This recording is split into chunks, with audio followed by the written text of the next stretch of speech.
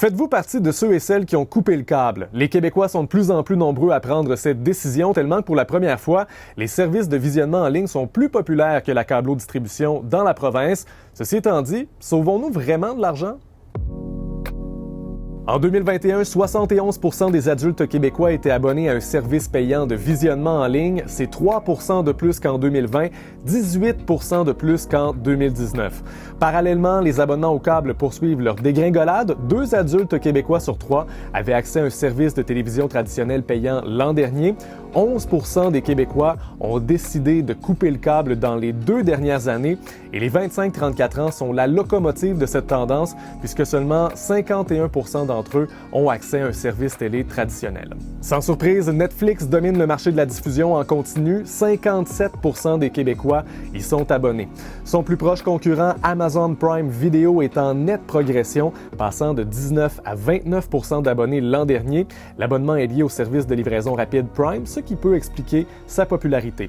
Disney+ complète le podium, rejoignant 18% des internautes québécois.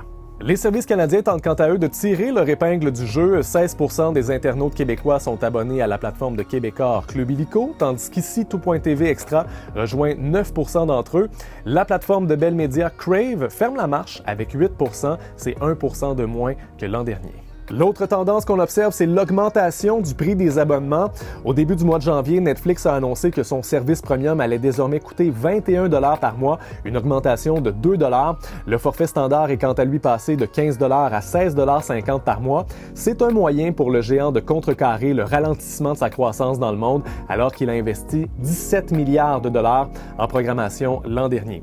Du côté de Disney+, la plus récente hausse a eu lieu en février 2021. Le prix d'un abonnement mensuel est alors passé de 9 à 12 $, une hausse de 33%.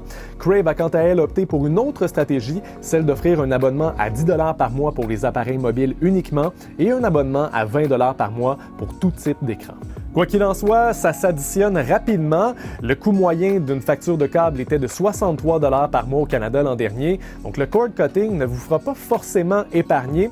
Au final, c'est votre consommation qui compte parce que le service télé qui coûte le plus cher, c'est celui auquel vous êtes abonné et que vous ne regardez pas.